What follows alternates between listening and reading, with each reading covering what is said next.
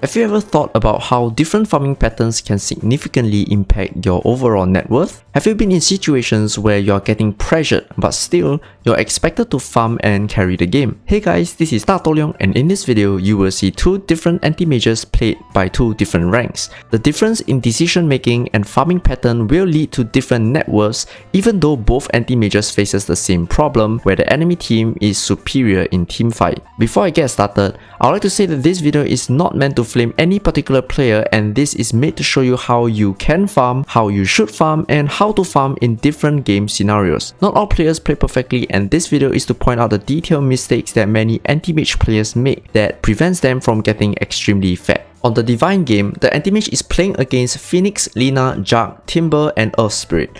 Earth Spirit with Timber Saw generally makes a lot of space for the team to fight, and this hero combination is actually played by Team Liquid recently where they combo it up with Drow. But nonetheless, it will make a lot of space for the egg and the other cores to do damage. They have catch with clear, control, damage, healing, and usually anti-mage don't want to fight into that at all. On the Immortal side, we have anti-mage playing against Rubik, SF, Undying, Jug, and Beastmaster. The strength of this draft lies on their 5-man snowball capabilities where they have the Requiem to cover the Tombstone, Beast attack speed aura for the cores, Hawk vision for the Rubik and SF initiation, Jug and Undying heal to sustain the teamfight or push. AM doesn't want to fight into that. Anti-mage vs Timber Saw is more favored towards the anti-mage at the start of the lane. Then as Timber gets more level, Timber will be stronger. The Divine anti-mage had a rough start where he made a mistake by not blinking out in time and end up dying in the early levels, which is going to hurt the lane really hard. At 10 minutes in, the Divine player is sitting at 3000 net worth, having a Threats and an Orb of Corrosion. Anti-mage against Beast and Rubik can be very annoying to play against because the ball and Rubik's right click can do a lot of damage to anti-mage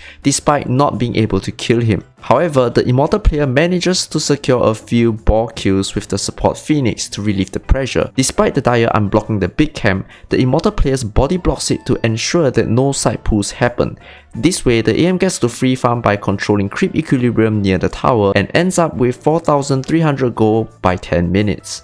Since the Divine anti-mage had a pretty bad start in lane, he decided to relocate to the top lane, which is the correct move. You shouldn't stay in the dead safe lane because if you were to get dive, you would likely bait your entire team to TP in and die with you. Moving to the top lane is the best possible move to get farm because it is harder to dive the off lane and you can always retreat to the triangle to farm. And if your enemy decided to make a move on the other lanes, you can always attack the off lane tower and that will open up space on the enemy's jungle if you want to farm there. After chilling on the top lane for a while, the Divine player spotted a Timber Saw top and decided to TP bot. This is an extremely bad TP because no heroes are showing on the map and there might be heroes on the bot side of the map farming and the Divine player might just walk into them and die. Fortunately, there is no one on the bot side of the map, but the AM has no lane to farm because no one is showing right now, which means that AM can only hit jungle creeps and that will really hurt his farming speed. Instead of tipping bottom, the AM should have been chilling at the top lane under his tower waiting for Earth Spirit or Lina to show on the map, then maybe blink towards the middle lane or farm his way to the bot side of the map. And if the enemy were to smoke or TP to the anti-mage, he can always TP to completely avoid the enemy.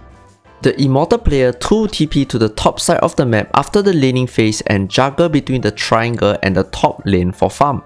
This play eventually leads the player to a Battle Fury, and since there is an engagement happening at the bottom side of the map, the Immortal player begins hitting the top tower. Despite losing his teammates at the bottom side of the map, the anti-mage player is making use of the space by killing the top tower and opening up the Dire jungle for him to farm. Right now, everyone is missing on the map. It is night time, there is a hog on the map, and bottom lane is free. The Immortal player decides that it is best not to TP to the bottom lane as there might be heroes waiting for him there. If the anti-mage were to TP to the bottom lane and spots a few heroes, he will have to slowly blink his way all the way back to the top lane, and that is a lot of time wasted not farming.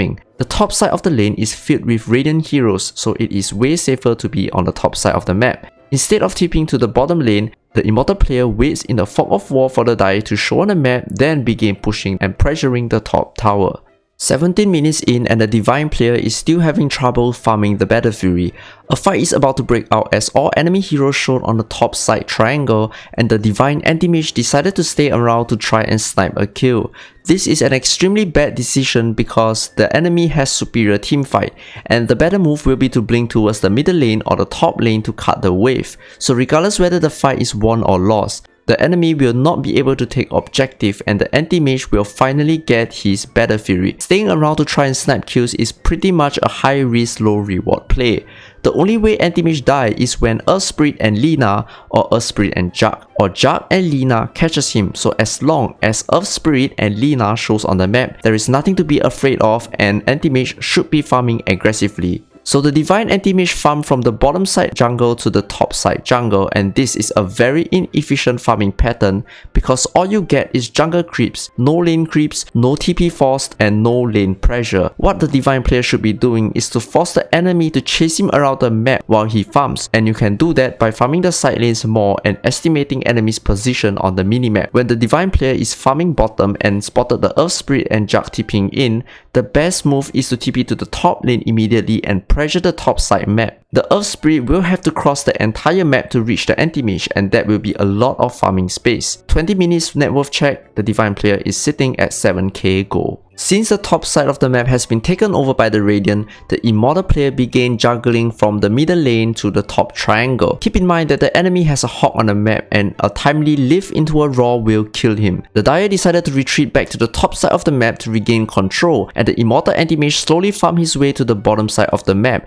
and started applying pressure to the bottom tower by cutting the waves. Because the Juggernaut already TP to the top lane and the entire Radiant squad is lingering on the bottom side of the map, the Radiant manages to find a pick-off and cause Dire to react and TP there. This means the top side of the map is once again open for the Immortal player to TP back and apply pressure. Even though the Radiant took a pretty bad fight at mid and ended up losing a bunch of heroes, the Immortal anti-mage hasn't slowed his farm down at all and even took a top tier 2 tower. 20 minutes net worth check, the Immortal player is sitting at 12k gold. Back on the Divine game, the Dire is getting ready to engage mid and the anti-mage decided to blink towards the fight. He then realized that he couldn't do anything there and he slowly blinked his way back to the bottom lane, took the tower and TP'd out because all enemy heroes are missing. This is a huge mistake made by anti-mage because he's actually in a very good position to cut waves, and by TPing back, he's wasting a lot of farm and giving the enemy the opportunities to attempt high ground. The AM TP'd top and spotted every single hero, and now he has nowhere to go and he is forced to join fights without any items. Instead of coming back, the AM should have waited at the bot lane for the heroes to show on the map, then decide what to do. If the enemy shows bot, he can TP top to apply pressure there, and if the enemy shows top, he can always blink behind the middle lane tower to cut the waves and farm the side lanes and ancient camps. This move will give him more net worth than TPing back immediately where enemy heroes are missing on the map. Eventually, the Divine Anti-Mage is not able to find the farm that he needs and the gold difference is far too much for him to carry.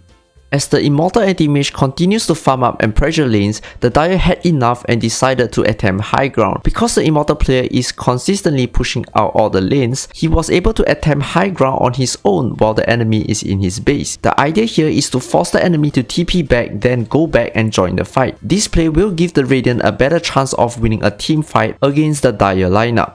Don't get me wrong here, the Immortal Anti-Mage also faces the same problem as the Divine Anti-Mage where their team is weaker in teamfight, and the Immortal Anti-Mage even sacrifices 2 Rexes in order to get the net worth lead needed to carry the game. Eventually, because the Immortal Anti-Mage didn't stop farming and managed to secure the lead needed, he managed to get into a position where he can just 1v5 the enemy team. I hope that you learned some farming tricks from this video. Thank you for staying to the end of the video. If you enjoy my Dota 2 content, don't hit the like, share, subscribe and turn on the notification. If you want short form content, you can go follow my Instagram. If you want to talk to the community, you can join my Discord. Links are all in the description. Thank you for watching and I'll see you in the next video.